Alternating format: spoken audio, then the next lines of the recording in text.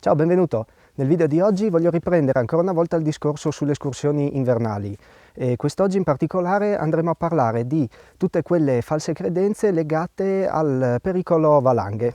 Buona visione!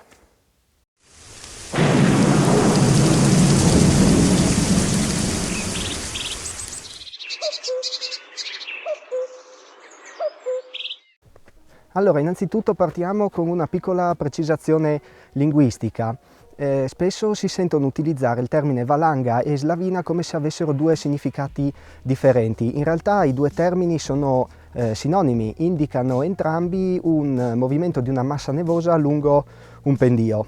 L'unica differenza tra i due termini è che valanga deriva dal francese, mentre slavina deriva dal tedesco. I due termini quindi sono sinonimi e possono essere utilizzati allo stesso modo. A dire il vero, l'AINEVA, che è l'Associazione Interregionale Neve Valanghe, ha stabilito che per le pubblicazioni scientifiche e quindi per i bollettini venga utilizzato il termine valanga, però si può utilizzare anche il termine slavina senza alcun problema. Bene, allora adesso veniamo però alle finte credenze legate alle valanghe. Partiamo con la prima. Fa molto freddo e quindi non si corre alcun pericolo. Falso. Questa probabilmente è una delle credenze più diffuse e quindi una delle più pericolose. Affinché un pendio, il manto di un pendio si stabilizzi, sono necessari dei cicli di gelo e disgelo che vengono forniti dalla normale escursione termica giornaliera.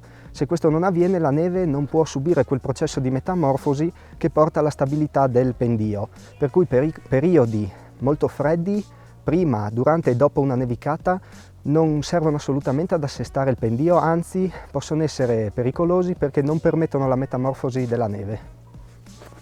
Inverno con poca neve uguale pericolo di valanghe minore. Falso. Anzi, in questo caso gli inverni poco nevosi sono solitamente quelli che registrano il maggior numero di incidenti legati alle valanghe. Questo perché? Perché il ciaspolatore, lo sciatore, l'escursionista tende a muoversi dove c'è la neve, quindi canali, pendii a nord, zone dove la neve è stata portata dal vento e quindi ci sono dei pericolosi accumuli. Quindi un inverno scarso di precipitazioni non significa assolutamente basso pericolo di valanghe, anzi forse addirittura peggio.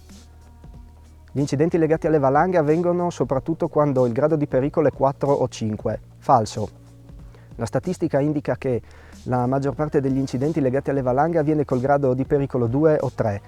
Questo è abbastanza facile da capire. Se il bollettino indica grado 4 o 5, la maggior parte delle persone non uscirà, non andrà a compiere escursione o comunque si muoverà a quote più basse, mentre con gradi minori si ha una minor percezione del pericolo, anche se è bene ricordarlo, anche col grado di pericolo 1 non siamo mai sicuri al 100% che non si possa staccare una valanga.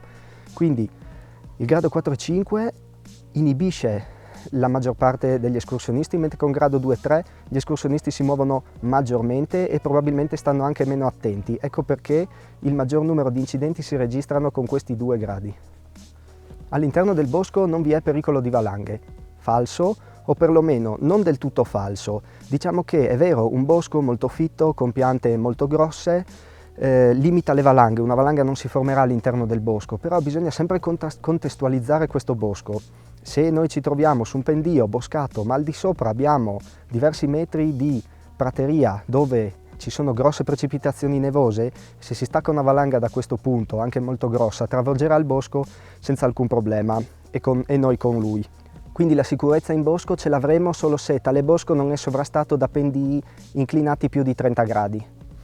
Mi muovo sul piano o sul poco inclinato, quindi non corro nessun pericolo. Falso. Anche in questo caso bisogna sempre valutare dove siamo. È vero che se camminiamo in piano difficilmente si staccherà una valanga, ma se ad esempio camminiamo in fondo ad una valle stretta a V con pareti laterali molto ripide, allora se la valanga si stacca sulle pareti laterali ci potrà travolgere anche a fondovalle. Bisogna sempre calcolare il contesto. Un caso dove sul piano o sul poco ripido sono sicuramente al sicuro sono gli altopiani. In quel caso lì certamente posso camminare senza preoccuparmi più di troppo. È già passato un mio amico, la neve tiene, quindi terrà anche al mio passaggio. Falso. Una valanga si stacca quando viene raggiunto il carico di rottura. Il mio compagno può passare indenne, mentre quando passo io il carico di rottura viene raggiunto e la valanga inizia a muoversi. Inoltre bisogna anche stare attenti a non procedere troppo vicini, ad esempio, perché anche in quel caso l'astrone di neve può trattenere il peso di un escursionista, ma quando sono due gli escursionisti che insistono sulla zona, allora si raggiunge il carico di rottura e la valanga si stacca. Non è detto che se un escursionista passa indenne, allora anch'io abbia la certezza al 100% di passare indenne dallo stesso punto.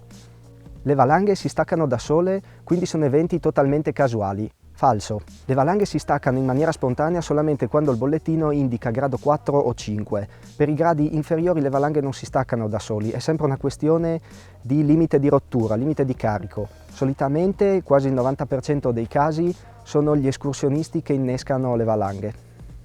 Le asperità del terreno trattengono le valanghe.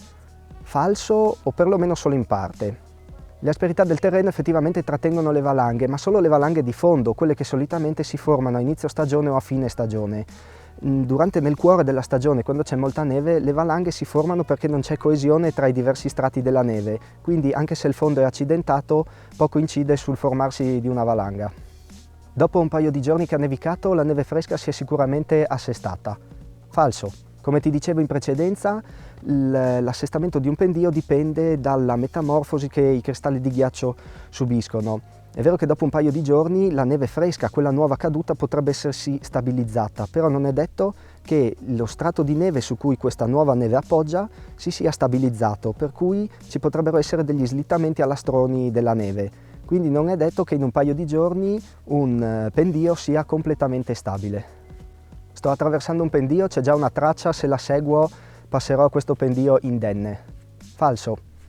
Come nel caso precedente, quando qualcuno che conosciamo già passa sul pendio, quindi noi pensiamo di poter passare indenni, in realtà non è così, anche in questo caso non è detto che se noi vediamo una traccia e la seguiamo allora sicuramente passeremo indenni. Potrebbe essere che lo sciatore precedente ha rischiato e gli è andata bene, oppure potrebbero essere cambiate le condizioni, magari l'escursionista è passato un paio di giorni prima, poi ad esempio ha fatto caldo, le condizioni della neve sono mutate e quindi anche se io passo posso incappare in una valanga. Quindi stai attento, non è detto che se un pendio è già stato tracciato sia sicuro al 100%. Detto questo, è ovvio che pendii già tracciati e che solitamente vengono affrontati avranno un rischio minore perché diciamo nella conoscenza di chi frequenta la zona sono pendii più sicuri, però comunque non è una regola da prendere sempre al 100%. Allora, queste erano quelle credenze false che ho sentito più spesso, legate soprattutto al fattore valanga. Ce n'è un'altra particolare che spesso capita di leggere o sentire che è davvero particolare. Se ho con me l'Arva sono sicuro al 100% e posso stare tranquillo. L'Arva non è un amuleto, non ci protegge contro le valanghe, è uno strumento fondamentale ma che entra in gioco quando la valanga si è staccata e ci ha colpito. Il fatto di avere con noi l'Arva non ci rende immuni alle valanghe, quindi tutta la fase di preparazione e poi di attenzione lungo il pendio va posta anche se abbiamo l'Arva, la palla e la sonda. È ovvio che in un caso di valanga, allora sì, questi strumenti entrano in gioco e sono fondamentali, ma prima di una valanga bisogna consultare il bollettino meteo, studiare bene la traccia e prestare attenzione mentre si svolge la nostra attività. Un'altra falsa credenza abbastanza particolare, almeno per me, che ho sentito, è che secondo alcuni nell'Appennino centro-meridionale le valanghe non si formano. Questo è completamente falso, è vero che le condizioni di innevamento e l'orografia è diversa rispetto a quella alpina, però accumuli importanti ci possono essere e comunque dei pendii superiori ai 30 gradi ci sono, quindi anche nell'Appennino si possono formare le valanghe. In Appennino, se non mi sbaglio, la Ineva non produce un bollettino valanghe, però c'è Meteomont che fornisce tutte le informazioni. Bene, allora queste erano le principali false credenze sulle valanghe che io ho potuto sentire, leggere, insomma, di cui ho sentito parlare. Se per caso ne hai qualcun'altra ti invito a scriverla qua sotto nei commenti che ne parliamo un po'. Come al solito io voglio puntare un po' l'attenzione sul fatto che la materia è estremamente difficile. Spesso si tende a semplificare, probabilmente tutte queste false credenze derivano proprio da una semplificazione di una materia, che è la nivologia, che è estremamente complessa. I fattori che entrano in gioco nel definire il movimento di una massa nevosa lungo un pendio sono moltissimi e possono variare davvero in pochi metri. Per affrontare certi itinerari bisogna essere davvero esperti, soprattutto in certe condizioni, altrimenti si va un po' allo sbaraglio e ci si affida quasi in toto alla fortuna, ma non può sempre andare bene.